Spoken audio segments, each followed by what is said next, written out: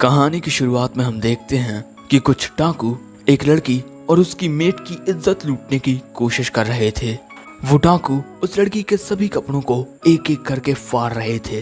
वो लड़की वहां रो रो कर कह रही थी कि प्लीज ऐसा मत करो। दूसरी ओर उस लड़की की मेट वहां कुछ नहीं कर पाती क्योंकि एक डाकू उसे भी पकड़े हुए है।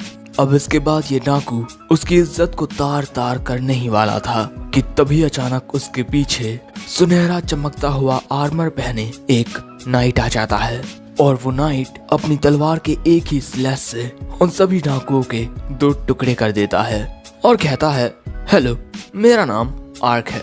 अब इसके बाद हमें वक्त में जरा पीछे लेकर जाया जाता है। हम देखते हैं कि आर्क एक पेड़ के नीचे बैठा हुआ है।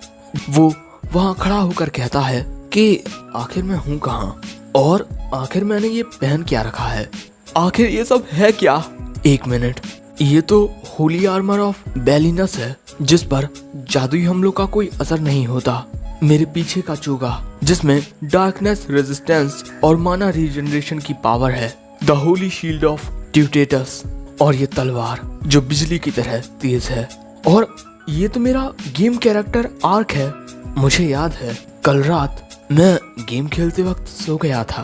वैसे ये सब एक सपना तो नहीं लगता। वैसे इसके बाद आर्क अपनी तलवार की ताकत देखने के बारे में सोचता है। वो वाइवर्न स्लैश से सामने के सभी पेड़ों को काट देता है, जो देखकर वो खुद भी हैरान हो जाता है। इसके बाद वो मैजिक यूज करने की भी कोशिश करता है और दोस्तों वो मैजिक का भी इस्तेमाल कर सकता है। और अब वो समझ जाता है कि वो गेम के अंदर आ गया है और अब वो याद करने लगता है कि आखिर ये हुआ कैसे। मेरा शुरुआती काम तो एक होली नाइट बनने का था, वो भी एक मेज के साथ। तो फिर मैं मैजिक का यूज कैसे कर पा रहा हूँ। शायद से मैं इस गेम के अपग्रेड वर्जन्स की सभी स्किल्स को यूज कर पा रहा हूँ। इसका मतलब मैं सच में बहुत ज्यादा ताकतवर हूँ। इसके बाद आर्क डिसाइड करता है कि वो अपनी सभी स्किल्स को टेस्ट करेगा, लेकिन उसे भूख भी लगी होती है और ना ही उसके पास पैसे होते हैं और ना ही खाना। इसीलिए वो पास ही के टाउन में जाने का डिसाइड करता है, लेकिन क्योंकि वो एक पहाड़ी की चोटी पर होता है इसीलिए वो अपने टेलीपोर्टेशन मैजिक का यूज करता है, लेकिन इससे ज्यादा दूर तक नहीं जा पाता और खाई में नीचे गिर जाता है। और इसके बाद आर्क फिर से ऊपर की ओर चढ़ने लगता है। वैसे दोस्तों टेलीपोर्टेशन मैजिक तुम्हें वहीं पर लेकर जा सकता है जिस जगह को तुमने पहले देखा हो। तो अब समझे आर्क क्यों ज्यादा दूर तक नहीं जा पाया। लेकिन तभी आर्क को एक दूसरी स्किल याद आती है। अब इसके बाद हम देखते हैं कि आर्क जरा सी दूरी तय करते हुए खुद को टेलीपोर्ट करता जाता है और इसे कहते हैं डायमेंशन मूव।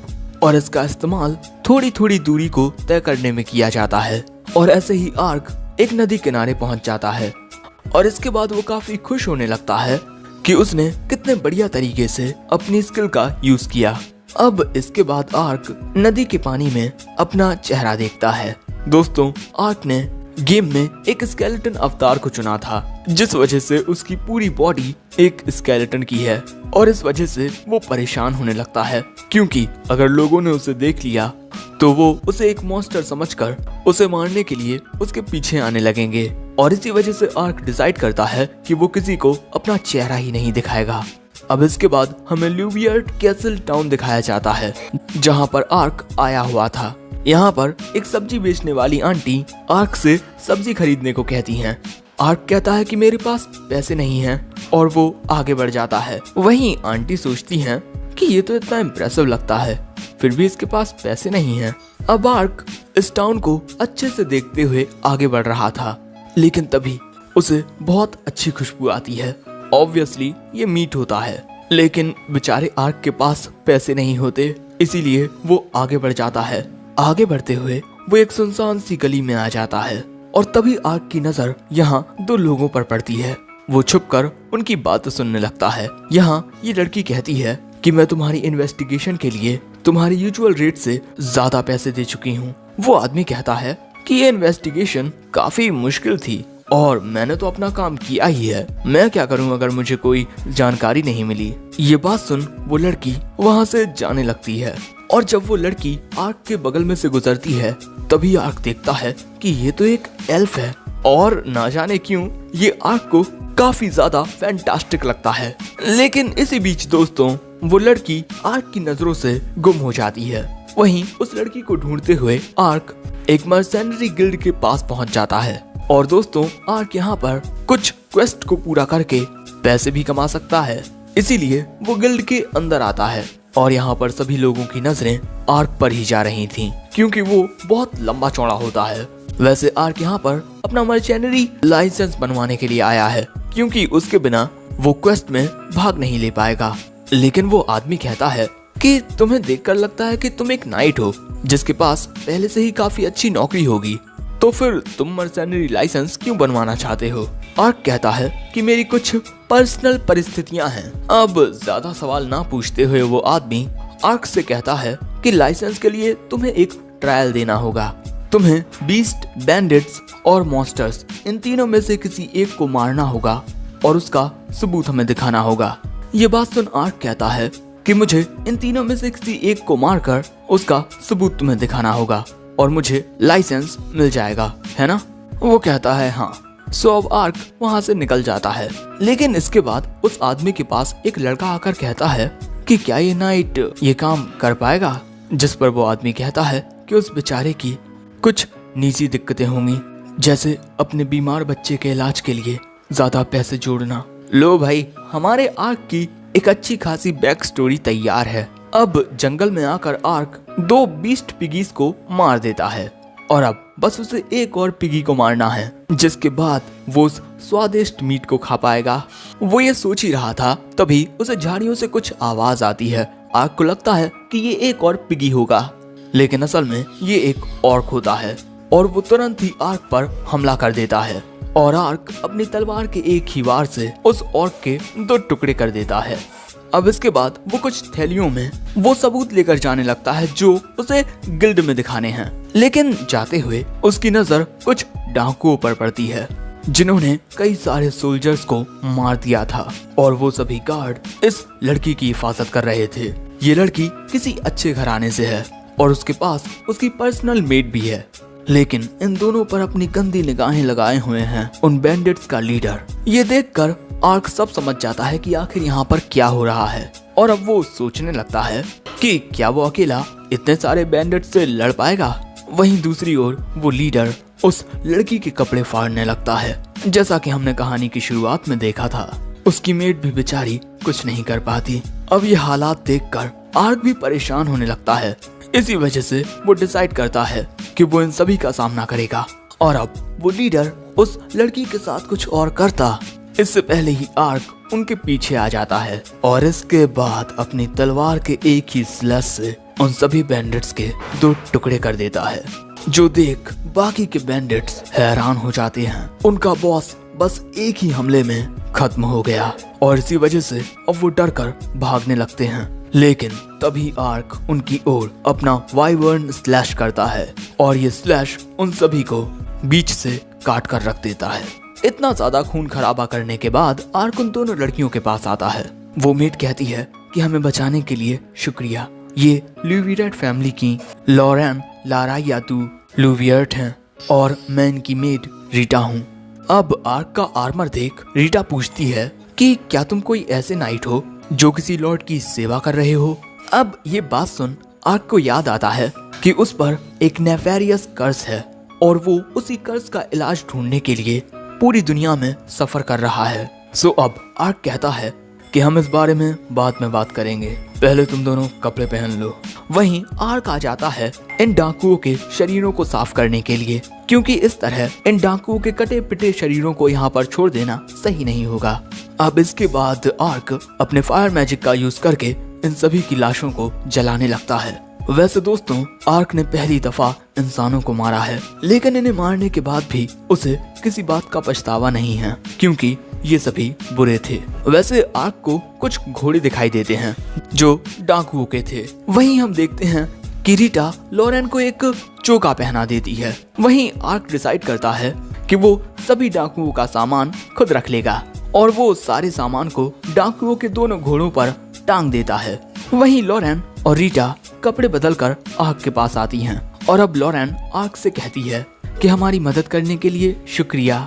आर्क कहता है कि कोई बात नहीं, मैं बस इस बात से खुश हूँ कि तुम दोनों को ज्यादा कुछ नहीं हुआ। लेकिन दोस्तों आर्क के दिमाग में चल रहा था कि वो कब टाउन में जाकर वो टेस्टी मीट खा पाएगा। लेकिन तभी रीटा कहती है कि हम लुबियर्ट हाउस वापस जा रहे हैं, क्या आप हमारे साथ चल सकते हैं? सो अब आर्क भी उनके साथ जाने लगता है। और दोस्तों यहाँ पर लॉरेन आर्क को ही ताके जा रही थी।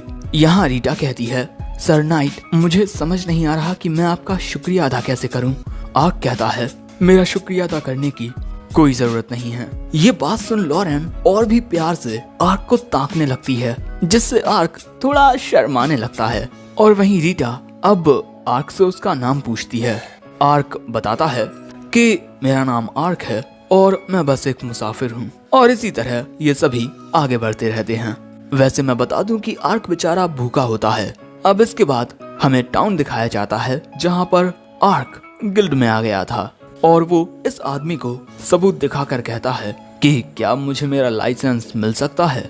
वो आदमी ये देखकर हैरान होता है कि आर्क बस एक ही दिन में सबूत लेकर आ भी गया। तभी कुछ एडवेंचरर आर्क से कहते हैं कि बधाइयां भाई, क्या तुम हमारे साथ पार्टी करना चाहोगे? आर्क कहता है कि कभी और तभी वो आदमी आर्क से कहता है कि तुम इस ऑर्क से ये स्टोन लेना भूल गए। ये लो, ये एक र्यून स्टोन होता है और र्यून स्टोन से मैजिक आइटम्स और वेपन्स बनाए जाते हैं। और इसके बाद आर्क को उसका लाइसेंस मिल जाता है। वैसे तुम उस बोर्ड से अपने लिए क्वेस्ट चुन सकते हो और अगर तुम्हें बड़ी जॉब्स चाहिए तो इसके लिए तुम्हें मर्सेनरी गिल्ड को ज्वाइन करना होगा। अब इसके बाद आर्क एक इन में जाकर अपने लिए रूम बुक करता है और इसके बाद अपने रूम में ही टेस्टी खाना मंगवाता है और उस खाने को खाते हुए जिंदगी का मजा लेने लगता है। मस्त स्वादिष्ट मीट खाते हुए, जूस का मजा लेते हुए बहुत खुश हो रहा था आर्क। अब इसके बाद वो उस र्यून स्टोन को देखने लगता है जो उसे ऑर्क से मिला है। वो उसे काफी खूबसूरत लगता है। आज आर्क ने कुछ क्वेस्ट को पूरा करके स्वादिष्ट खाना खाया। ये कोई गेम नहीं है, ये हकीकत है, एक दूसरी दुनिया की हकीकत। ऐसी कई सारी स्किल्स हैं जिनका अब तक मैंने यूज नहीं किया और उनको यूज करने के लिए मैं बेताब हूँ। मैं इस दुनिया में नई नई चीजें देखने के लिए बेहद बेताब हूँ। कल मैं नए नए क्वेस्ट को पूरा करूंगा। और अपनी आगे की जिंदगी के बारे में सोचकर आर्क बहुत ज्यादा खुश हो रहा था और जोर जोर से हंस भी रहा था। वहीं इसके अगले सीन में हम देखते हैं कि सुबह हो गई है और एक घर में हम एक औरत को देखते हैं जो खाना बनाने के बाद शायद से अपने काम पर चली जाती है और उसकी 2 बेटियां हैं। बड़ी बेटी अपनी माँ को इतना ज्यादा काम करते हुए देख वो भी उनकी मदद करना चाहती है। उसकी माँ जंगल में जाकर जड़ी बूटियां ढूंढती है जिससे इनका घर चलता है और अपनी माँ की मदद करने के लिए ये बच्चे भी जंगल में जाकर जड़ी बूटियां ढूंढने का तय करती है और इसीलिए वो एक प्लान बनाती है। अगले सीन में हम देखते हैं कि आर्क एक गांव में आता है। उसे किसी की हिफाजत करने की जॉब मिली है। आर्क एक गांव वाले से उस पर्सन का पता पूछकर आगे बढ़ जाता है। वैसे आर्क ने ये जॉब इसीलिए चुनी है ताकि लोगों का उसके ऊपर ज्यादा ध्यान ना जाए। एक मामूली सी जॉब जिसमें उसे बस किसी की हिफाजत करनी है जो जड़ी बूटियां ढूंढने के लिए जा रहा है। वहीं दूसरी ओर हम उस बच्ची को देखते हैं जो अपनी छोटी बहन के साथ नाश्ता कर रही थी। लेकिन तभी कोई इनका दरवाजा खटखटाता है। ये बच्ची जाकर दरवाजा खोलती है लेकिन आर्क को देखकर काफी ज्यादा डर जाती है। सो आर्क पूछता है कि क्या मिस मार्का यहीं रहती हैं? वो कहती है कि मैं ही मार्का हूँ।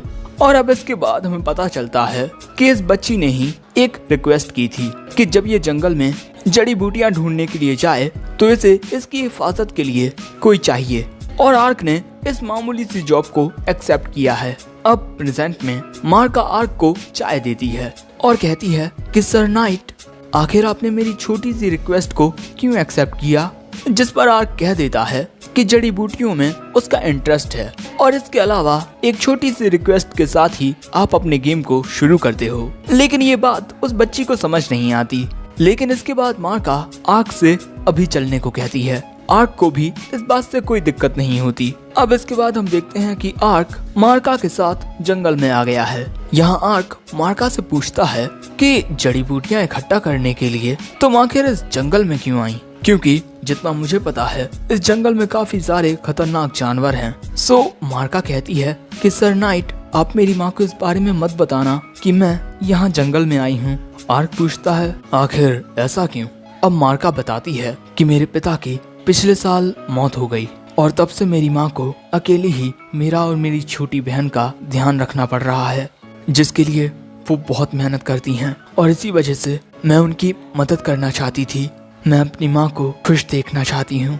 और इस बच्चे की ये बातें आर्क के दिल को छू जाती हैं और अब आर्क कहता है कि चलो हम दोनों मिलकर बहुत सारी जड़ी बूटियां ढूंढते हैं। मार्का कहती है कि ठीक है। वैसे जड़ी बूटियों की तलाश में ये जंगल में बहुत अंदर आ जाते हैं। यहाँ मार्का आर्क को बताती है कि इस जड़ी बूटी को कोकोरा कहते हैं। ये छोटे मोटे घाव और त्वचा के लिए बहुत अच्छा होता है और आप इस फूल को जलाकर कीड़े मकोड़ों को खुद से दूर भी रख सकते हैं। ये बातें सुन आर्क कहता है कि तुम तो औषधियों के बारे में बहुत कुछ जानती हो। मार्का मुस्कुराते हुए कहती है कि मेरे पिता ने मुझे ये सब सिखाया था।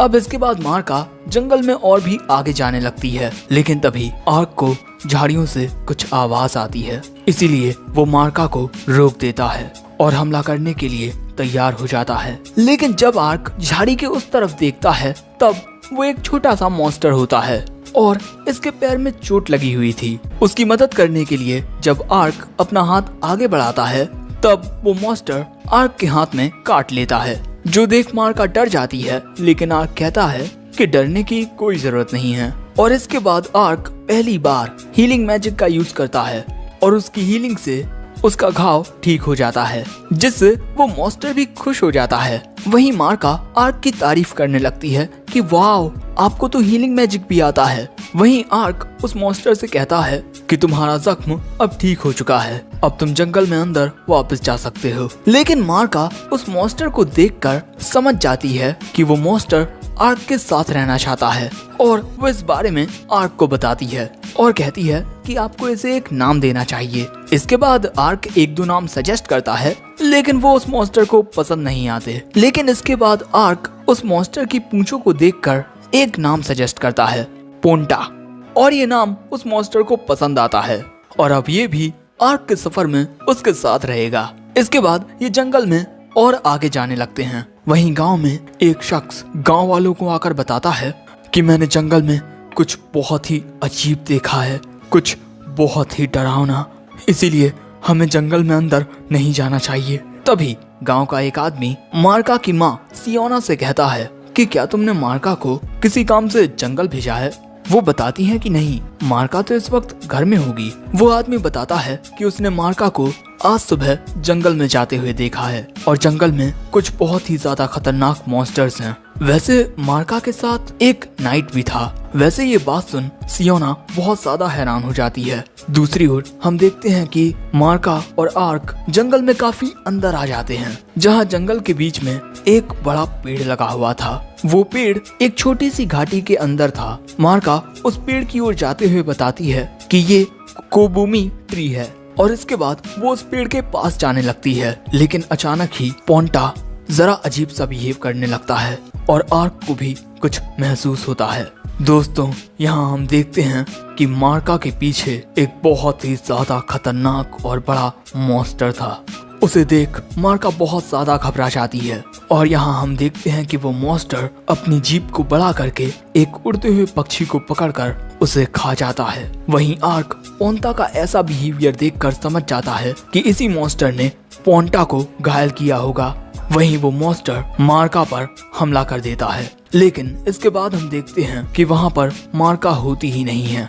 वक्त रहते आर्क ने मार्का को उस मॉन्स्टर से बचा लिया था, लेकिन तभी वो मॉन्स्टर आर्क की ओर अपनी पॉइजनस गैस से हमला कर देता है। लेकिन आर्क तेजी से उस जगह से दूर हो जाता है। उस मॉन्स्टर की पॉइजनस गैस की वजह से वहाँ के फूल मर जाते हैं। दोस्तों, आर्क हमें बताता है कि ये मॉन्स्टर एक जाइंट वेसिलिस्क है। ये अपने मुंह से पॉइजनस गैस फेंकता है और किसी को भी पैरालाइज कर सकता है। ये मॉन्स्टर काफी ज्यादा ताकतवर होता है। एक मिड टियर क्लास का बंदा भी इससे नहीं जीत सकता।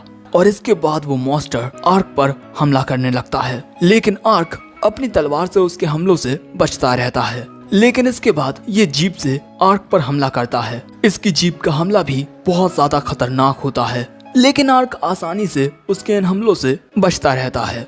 लेकिन इसके बाद ये दोनों आमने सामने लड़ने लगते हैं और आर्क यहाँ पर उस मॉन्स्टर को जरा दूर धकेल देता है। लेकिन इसके बाद वो मॉन्स्टर अपनी असली ताकत का इस्तेमाल करता है। उसकी आंखों से कुछ अजीब सी ताकत निकलती है जो उसकी रेंज में आने वाले हर एक जिंदा चीज को पत्थर का बना देती है। लेकिन आर्क की डिवाइन शील्ड की वजह से उस हमले का भी आर्क पर कोई असर नहीं होता और इसके बाद आर्क उस मॉन्स्टर से फाइट करने लगता है। लेकिन यहाँ पर आर्क को उसके हमले रोकने में जरा मुश्किल आ रही थी क्योंकि उसके 6 पैर थे। इसके बाद वो फिर से पॉइजनस गैस का इस्तेमाल करता है, लेकिन आर्क की डिवाइन शील्ड उसकी पॉइजनस गैस को उसी की ओर रिफ्लेक्ट कर देती है और इसके बाद आर्क अपनी पावर का यूज करके अपनी डिवाइन स्वॉर्ड के साथ एक हमला करता है, जजमेंट। और बस एक ही हमले से उस जाइंट वेसिलिस्क के 2 टुकड़े हो जाते हैं, जो देख आर्क सोचता है कि क्या ये हमला इतना ताकतवर था जो ये एक ही बार में मर गया। चलो हटाओ, लेकिन मैं एक जाइंट वेसिलिस्क को मार चुका हूँ, जो कि काफी अच्छी प्रोग्रेस है। वहीं मार्का अब आर्क की तारीफ करने लगती है कि आप कितने ज्यादा ताकतवर हो। जब गांव वालों को आपके इस कारनामे के बारे में पता चलेगा तब वो बहुत ज्यादा हैरान हो जाएंगे और आज रात जश्न मनाएंगे। और इसी वजह से आर्क अब मार्का से कहता है कि क्या तुम जो कुछ भी यहाँ पर हुआ उसे एक सीक्रेट रख सकती हो प्लीज। मार्का यहाँ पर आर्क की बात मान लेती है। लेकिन इसके बाद आर्क देखता है कि इस मॉन्स्टर के पैर पर कुछ कॉलर जैसा बंधा हुआ है, लेकिन अगले ही पल में वो कॉलर या रिंग गायब हो जाती है। वैसे इसके बाद हमें पता चलता है कि कई दिनों से गांव के आसपास जंगली जानवर देखे जा रहे थे और अब बात समझ आती है कि वो जंगली जानवर इस जाइंट वेसिलिस्क से डरकर ही गांव की ओर आ रहे होंगे। मार्का कहती है कि हाँ, ये बहुत ज्यादा डरावना है। लेकिन तभी आर्क कहता है कि मार्का, क्या वो एक फैंग्ड बोअर है? वो कहती है हाँ। आर्क अब उसका शिकार करने के बारे में सोचता है। वो इसे तोहफे के रूप में गांव वालों को दे सकता है। अब अगले सीन में हम देखते हैं कि आर्क उस फैंग्ड बोअर को गांव में लेकर आ चुका था। आर्क गांव वालों से कहता है कि इस मॉन्स्टर का र्यून स्टोन मैं रिवॉर्ड के रूप में रखूंगा और इसके शरीर का इस्तेमाल तुम लोग कर सकते हो।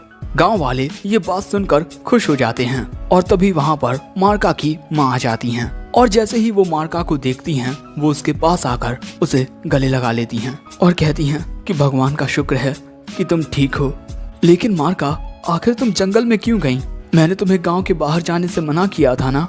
मार्का बताती है कि मैंने ये औषधियाँ इकट्ठा की हैं। जो देख मार्का की माँ समझ जाती हैं कि आखिर क्यों मार्का जंगल गई थी। और तभी आर्क सियोना के पास आकर माफी मांगते हुए कहता है कि मुझे माफ कर दीजिए जो मैं आपकी इजाजत के बिना मार्का को जंगल लेकर गया, और प्लीज आप उस पर गुस्सा मत कीजिएगा। इसने जो कुछ भी किया वो आपकी खुशी के लिए किया। ये बात सुन सियोना कहती है कि ठीक है, वैसे इसकी हिफाजत करने के लिए शुक्रिया। तभी गांव का बूढ़ा आदमी आर्क के पास आकर पूछता है कि क्या जंगल में आपने कोई खतरनाक मॉन्स्टर देखा? आर्क साफ साफ मना कर देता है। ये सुन दूसरा आदमी कहता है कि आप बहुत ही ज्यादा किस्मत वाले हो जो आपको वो मॉन्स्टर दिखाई नहीं दिया। आर्क कहता है कि हाँ, सच में मैं बहुत ज्यादा किस्मत वाला हूँ। अब इसके बाद शाम हो जाती है, वक्त आ जाता है अलविदा कहने का। मार्का फिर से आर्क को शुक्रिया कहती है। आर्क कहता है कि आज मुझे तुम्हारी बदौलत बहुत कुछ सीखने को मिला है। और दोस्तों, यहाँ पर मार्का की छोटी बहन ने आर्क के लिए एक फूलों का ताज बनाया था। आर्क झुककर उस ताज को पहन लेता है और इसके बाद मार्का पोंटा से भी अलविदा कहती है और अब आर्क भी अलविदा कहने के बाद वहाँ से जाने लगता है। लेकिन तभी मार्का आर्क को रोक कर पूछती है कि क्या मैं कभी दोबारा आपसे मिलूंगी? आर्क कहता है कि हाँ बिल्कुल।